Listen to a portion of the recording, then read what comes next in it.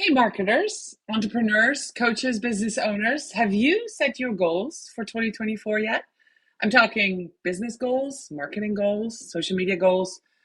How do you expect the digital world will shape your goals and strategies in the coming year? Whether you're looking to revolutionize your business, right? Stay ahead in your career, or maybe just keep up with the rapid pace of digital change, understanding the upcoming trends is crucial. In today's episode of Strategy Talks, we're diving deep into digital innovation and trends for 2024 with Krista Neher, an expert in the world of digital marketer. Why don't you join us?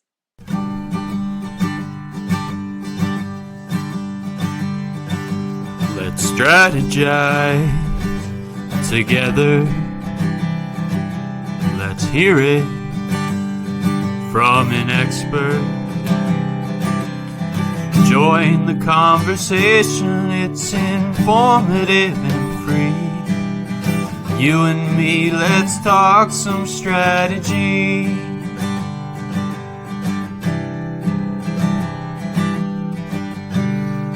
Now here's your host, Dorien Morin-van.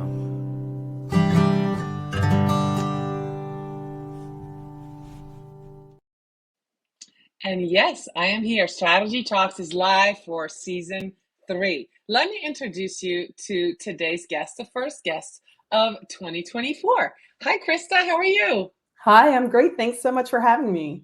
That's awesome. I'm so glad you're here. And I'm just realizing that we don't have our names up there. So let me see if I can fix that real quick. Yeah, there we go. That makes it a whole lot better. That people know who you are. So let me give you a quick rundown of who Krista is. For those of you who are watching live, be sure to leave your questions or comments in the comment section of wherever you're watching Strategy Talks. And if you're listening to this as a podcast, I want to do a special shout out to those of you who listen to us because you are valued as well. So Krista Neher is a digital marketing pioneer and 6-time best-selling author. As the CEO of Bootcamp Digital, Krista brings over 20 years of industry experience and has shaped digital strategies for top companies like Meta and Nike. Recognized globally for her expertise, she's a sought-after speaker and the creator of a leading digital marketing certification program. Krista, how are you this morning? I'm doing great. Now, where are you joining us from? I'm on the East Coast. Those that have watched Strategy Talks before know that I'm in Vermont. Where are you located, Krista? Yeah, I'm also on the East Coast. I'm just a whole lot more south than you are. So I'm in sort of Fort Lauderdale, Miami area. Okay, so you're a whole lot warmer than I am. I have snow on the ground. That's awesome. Yeah, so we're going to talk about digital trends and insights for 2024. So if we're talking about what's coming up, if we look to 2024, Krista, what emerging technologies do you think will have the most significant impact on digital marketing strategies? And how can businesses then prepare to integrate some of these things that are happening? Sure. So, I mean, I think the most obvious one, we should have a marketing game where you have to drink every time you hear this word. This is just coffee. But every time you hear the word AI, you have to drink, right? These days. But you can't deny the impact that AI is going to have on how we go about our work. And I think there's a lot of noise and hype in the system right now. But the truth is that businesses and individuals using AI will replace those that aren't. So, sure, could AI replace jobs? Who knows? The truth is, if I asked you to complete something and said you can't use Google, you're going to struggle with that. AI is the same thing. It's a tool to accelerate your results. And there's countless studies that show that AI improves productivity dramatically. Some studies show up to 60%. And it also increases the quality of outputs. I know I use it a lot just to get new ideas, double check that I'm not missing anything. There's so many ways to use it. So I think from a technology standpoint, AI is going to be one of the big ones. Now, the way it works now is a little clunky, right? So you probably are going to a tool like ChatGPT to use it. And that's why you don't have bigger adoption in people's day-to-day work right now, because people are just creatures of habit, right? If you're telling me, oh, you could have AI check your grammar on something, but I have to copy it, go to ChatGPT, paste it in there. It's just an extra step, right? And it doesn't feel like I'm getting the benefits. It feels like extra work. But what we're seeing is these AI tools are starting to get integrated into all the tools that you already use. And I think that's what Yes. you're going to see this year. Now, as a marketer or a business owner, you have to be somewhat purposeful about the tasks AI can do and where it makes sense to use it. I read something that said AI can create a month of social media content in 60 minutes. Like it can, it just won't be good. Like it I heard the same thing. I was curious. So I went down that rabbit hole and I watched somebody do that in 2 minutes. They basically uh, got 20 or 30 quotes. They put them in a CSV file or had them uploaded. They uploaded it to Canva, put the files in, and made 30 images with quotes. And they said, that's your social media for the month. I mean, yeah, if you don't care if it's good, like it'll do. I mean, yes, it can do it, right? I mean, I could write a book in a day; it will be good, right? Right. So, Yeah. I mean, the hype is super high. I remember like Canva AI when they launched it. I was like, oh, this is going to be so cool. You know, their examples are like, you could be like, oh, make this person's shirt orange. No, it looks like garbage. Right. So the hype is really high. I think it'll get there over time, though, not to the extent that some people are saying. Like, I think it's the hustlers saying, oh, you know, build a month of social content. That's not realistic. But definitely you should be using it. And if you're not, you're going to start to see the impact of that as others eclipse you. So, from a technology standpoint, I think there's the AI tool set. And the other part of AI is how AI is integrated in every aspect of digital marketing, right? Email deliverability, Absolutely. social media algorithms, ad delivery. AI is not new in any of these spaces, actually. They've been in them for 5+ years, really. But the AI is getting better and smarter, is the whole thing. And so, in order to get good outputs out of the AI and machine learning and algorithms and everything else, you need to understand your strategy super well. You need to understand how the algorithms work, and you need to understand how humans work. Right. And so you still have to do a lot of work for that AI to work hard for you, right? The AI in Right. Facebook ads, for example, you know, Facebook's one of our clients. We teach their ad platform for them, but it's incredibly powerful how you can point it and it can get you better results than if you do a lot of the heavy lifting yourself. I mean, I've heard from agencies that use the AI to get better results than they did when they put in their own targeting and all that stuff. But you need the right strategy. You need to know your customers super well. So that strategic thinking is important to guide the AI to sort of get the impact that you want from it. Right. And isn't at the end, you need to have a human to sign off on it, right? You still need human eyes on there because we can't trust AI 100%. Even if you're running ads and the ad sets are doing well, you still got to check things over and you got to adjust and you got to analyze. So absolutely. I love that what you said about it being integrated everywhere. I'm seeing it literally in just about every tool, especially the tools that I paid for, but it's in basically any tool that I use, and it is making my work as a content creator a lot easier.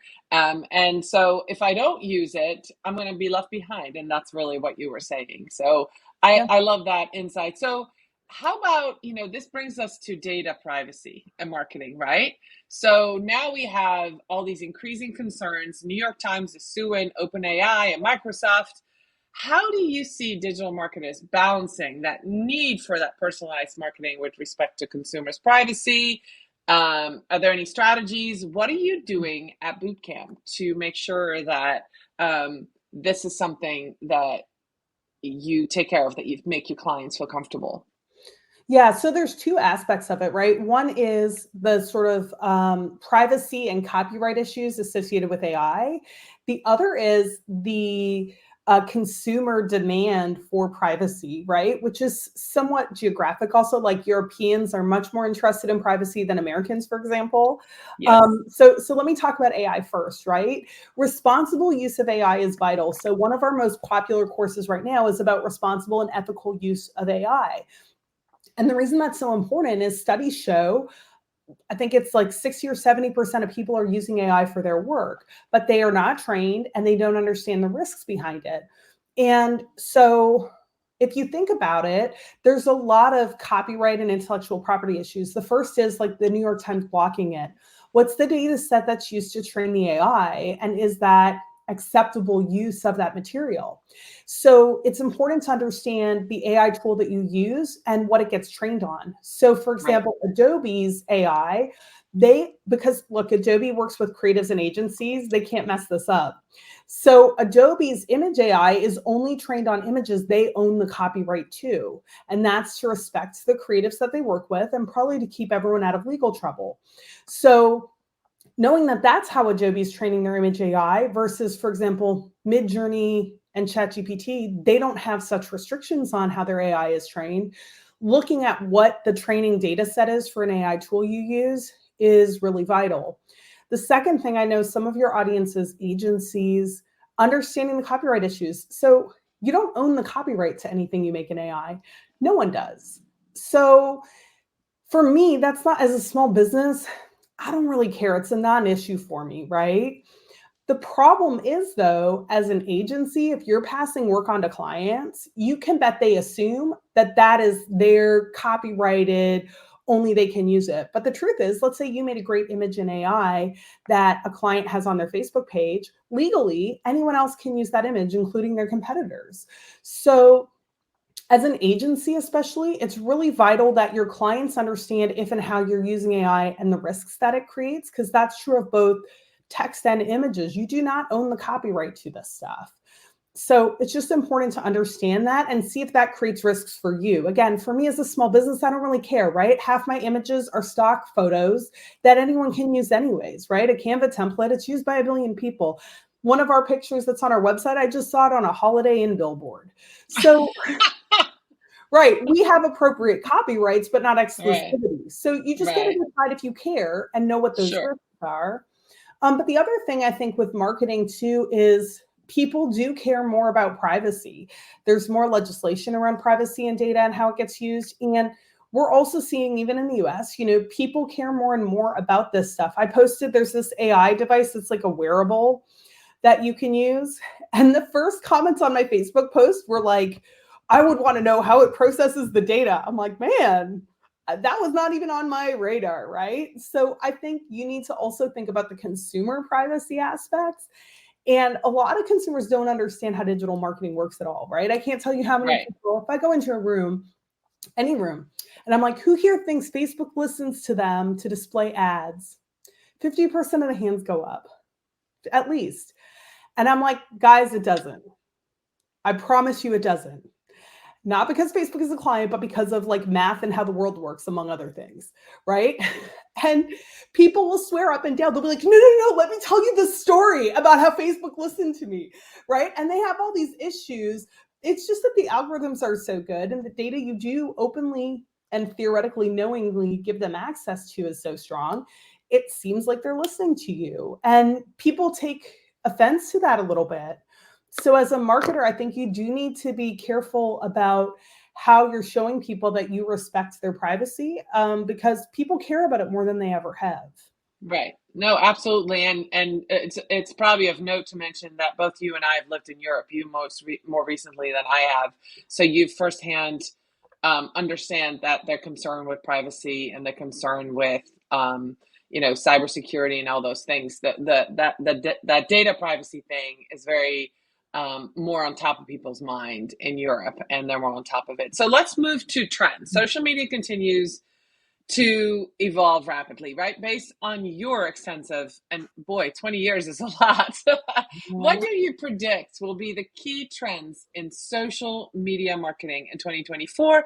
And how can marketers leverage these trends to engage with their audience effectively? Yeah, so I could talk about this stuff forever, right? But I'll give you a few big ideas. The first one, I think, is that where you're going to see growth and opportunities is with the social networks you already participate on. You don't need to go chasing every shiny object to be successful. And this is true for a number of reasons, right? First of all, even if we look at TikTok, TikTok's been around since 2016, 17, 18, 19, 20, 21, 22, 23, now 24, 8 years. 8 years it's been around. It didn't come out of nowhere. It's not that new, right? Social networks don't come out of nowhere and get mass following anymore. So this idea that it's always changing, I need to follow the newest thing, it's complete nonsense. And it's something that's perpetuated, no offense, but by the social media community big time. Go into a social media group and be like, oh, I'm a plumber. Should I be on TikTok? Everyone's like, oh my gosh, yes, you're missing out. How could you ignore it? No, you don't need to be everywhere, right? Be where is strategic. And what you'll find is that, first of all, the feature set of most new social networks go into the main networks anyways, right? So I don't know if you remember Clubhouse when that was all hot. Guess what? Everyone else built in audio and kind of killed it before it got started. Absolutely. Yeah. LinkedIn audio became huge immediately. Yes. But guess what happened? It died on the vine, right? No, it never really took off. So the other problem when you're chasing the hot trends is that a lot of these aren't going to take off. And so you're going to be investing a lot of time that does not have a positive return on investment. If you're a big company and you got time and money for that, do it, right? We need innovators who take a risk and learn. But if you're a business focused on growing your ROI, stay away from this nonsense. The other thing is that in general, if you're already on the biggest platforms, you'll have audience overlap on those new platforms anyways. Here's what I mean by that. Take Instagram, right? Let's say you're on Instagram, you're doing a great job, you're killing it, you know what success looks like. Then somebody's chirping in your ear, you need to be on TikTok, you need to be on TikTok. And you're thinking, oh geez, am I missing out? Here's the deal. Most of the audience on TikTok is also on Instagram. So TikTok could be a good tool, and it's a great tool for certain businesses. I'm certainly not trying to say TikTok is a waste of time. What I am saying, though, is that if you're already on a channel that reaches that audience, what is the benefit of adding that second channel where you don't know how to succeed, you need a whole new type of content, and frankly, you're not likely to get a return on investment until you're out of the learning phase there. So I think marketers need to consider where they can get the best return on investment. And we're always drawn toward new things. Marketers like to create, but your best return will come from the foundational networks, the foundational channels that are proven for success. This is just how simple it is. So yeah, no, absolutely. I agree. Yeah, look in the networks you already use for those opportunities because they'll build them out, right? Be the first in Reels versus worrying that you're missing TikTok is how I would think about it. All right. So yeah. I love it. Let's move to, as we enter 2024, how do you see content marketing involving that piece? Are there particular types of content or storytelling that you think will dominate? You just mentioned Reels. Is there anything that you see popping up? What new features are you expecting? I guess that's another good question to follow up on that. Do you see any of the major social media platforms copying things from other tools to kind of effectively kill it, kind of like what happened with Clubhouse, or what are you seeing? I mean, I think we're still at the beginning of the vertical video play. Maybe not the beginning, but the middle. So I would, for me, that's where I would be betting in 2024 because so many businesses still aren't using it. It's what you got to be careful because it's based on a different algorithm. So vertical video, whether it's on Instagram, YouTube Shorts, or TikTok, it's based on a discoverability algorithm, right? So what makes it interesting isn't that it's literally a vertical video. People have been making vertical videos for a long time, right? What makes it interesting is it's a discoverability algorithm. What that means is that on traditional Instagram, the people who see my posts are the people who followed me, right? 90% of my views are going to come from my followers. On Reels, 90% of my views come from people who don't follow me. And the algorithm is so good at understanding your content consumption that it automatically shows you more and more stuff you're going to like, right? So that's where the play is that you can get, I mean, I hate to use the word viral, but it is truly viral reach. If you make something good, you'll reach far more people than the people that have chosen to follow you. And that's super unique. And we haven't had that since the earliest days of social media. So I would be investing in short video if I don't have a local oriented business. I would say the only exception is it's real tricky for local businesses. But if you don't have a local focused business, meaning people need to come to your physical shop, vertical video and that discoverability is huge. It's driving commerce. It drives brand preference, all this stuff. So many businesses don't do a good enough job with that format. So from content, I would say short video. The second thing I would say is speed. Figure out how to tell your messages faster, shorter, more succinctly. I mean, the whole thing about why these videos work is because your time investment is super low, right? Most of them, I mean, originally I think they had to be what, it was 6 or 7 seconds. Yeah. Now you can post longer format. But when you look at the stuff that does best in the algorithms, a lot of it is shorter. So become a great short storyteller. Learn how to just like hit on those highlights. You see the best, a lot of the best people doing vertical video give you the little ooh, wow, razzle dazzle, because that's all you can do in 7 seconds, right? I can't teach you something meaningful in 7 seconds, but what I can do is give you the highlights and say, hey, if you want to learn more, click this link and come read a whole Sure. blog post or sign up for this. So I think get better at just that speed and stop wasting people's time with so many words, especially these blog posts. Those Yeah. recipe blog posts. I'm like, I don't need your whole life story. How do I make this cake? Right? Right. No, absolutely. That recipe stuff, that drives me nuts, but it's all SEO. Hey, we have a question from Yeah. Gary. He said, what are your thoughts on YouTube no longer including links in short form videos? So YouTube has one of the lowest click rates anyways on links. I don't think it matters. I think what we need to understand is what's the purpose of each piece of content, and do links matter anyways, right? So there's a narrative I've heard in marketing for a long time is like everything should have a call to action, everything should have a link. No, I'm sorry, but absolutely not. If my purpose is just brand awareness, it doesn't need a link. If my purpose is nurturing, making you think my business is awesome, smart, valuable, I don't need a link to convey that message to you, right? Think of the products you buy in the store, right? I'm 100% loyal to Tide. I used to work at Procter & Gamble. I have no need to go to their website, right? What would I do there? I don't want Right. cleaning tips, right? I just want your stuff to make my clothes clean. So I think it doesn't matter. I think we get real caught up in some of these details, but to me, I think one, I mean, look at Instagram, right? You have all these people doing the link in bio. I have seen people with huge accounts, and the number of clicks on the link in bio and the number of clicks on the sub content is so low anyways, because I just don't think that's a user behavior necessarily on these platforms to go chasing something down, right? So I think you need to be really clear with yourself on the strategy and purpose behind your content. And I would bet if you measured, your links are not doing what you think they will anyways. A motivated person will work it out on their own. I was going to say that's actually going to be my advice to Gary and to anybody who's worried about that. If you deliver the right kind of content to the right people, they will find a way to DM you. That's where a lot of conversations are taking place. So even if you don't have that call to action, if you have amazing content or you have amazing information, they will want to know you and they will connect with you. They will follow you on LinkedIn. They'll talk to you. They'll come to your DM. So I think that's less of a question. Now Gary has 2 follow-up questions. He says, I tell us to link to larger form content, but I'm not seeing any benefit. And then he says, for TikTok, we established a vanity URL that goes into every video until we can add links. So, that's a strategy, right? Do you have any data? I mean, that would be my question. Like, what kind of click through, as Krista was saying, right? Are you seeing the click through? Is it worth it to work on those things, or is it better to build that audience on that platform, and then once every so many weeks say, hey, by the way, I have longer videos here. Go follow me here, kind of thing.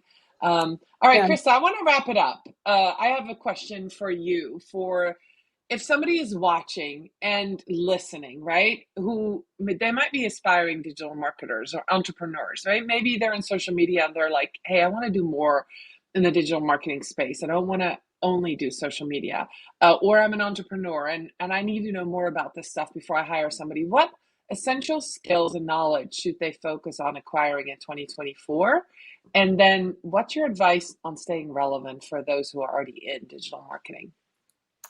So I think the number one skill that will lead to accelerated success is getting better at data and analytics. And those sound like intimidating words, right? Because there's like data analysts and data scientists. It's not difficult, I promise you.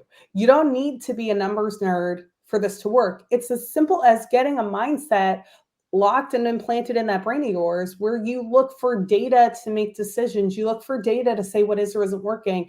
One of the things I loved in the conversation in the chat was Gary said, well, they tell us blah, blah, blah, right? Who are they, right? It's the marketing community, right? We're probably both sometimes they. But the thing is, people say all sorts of things, and those are general best practices. Sometimes it's bad advice. Sometimes it's good advice. Sometimes it's good advice that just doesn't work for you. Sometimes it's mediocre advice that can work amazingly for you.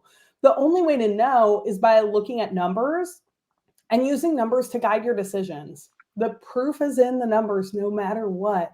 And I think too many marketers aren't in the habit of using data to confirm what's working and not working. So data and analytics is super hot right now, I would say, in terms of skill set. And then I think the next thing is content and creativity, being able to understand what's going to break through the noise. And it really comes down to human behavior, right? I think we spend too much time on the algorithms, the technical things, right? Oh, somebody told me I need to put a link in here, or I heard I should use emojis. These are true, but if you can't optimize boring, mediocre content, right? I can have the right number of emojis, the right length of text. It can be a 6-second vertical video. But if I don't talk about something people care about, it doesn't matter. And I think a lot of the times people want the diet pill. They want those easy answers. Oh, make your text shorter, add an emoji, put a link here, tag other accounts. None of that will work if you don't have good ideas. But good ideas are hard. Good content is hard. It's not as simple as, oh, there's 5 emojis, check.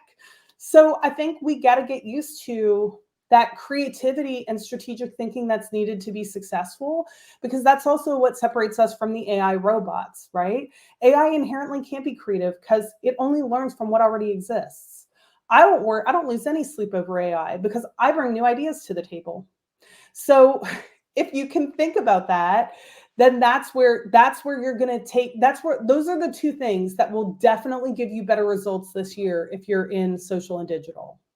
That's a great answer. And a great way to do that is, if you're stuck on ideas, to get together and do a brainstorming session with your team. Bring in not just your marketing team, bring in your sales team, because they're going to have stories that you might have never heard of, customers using your product, using your services, right?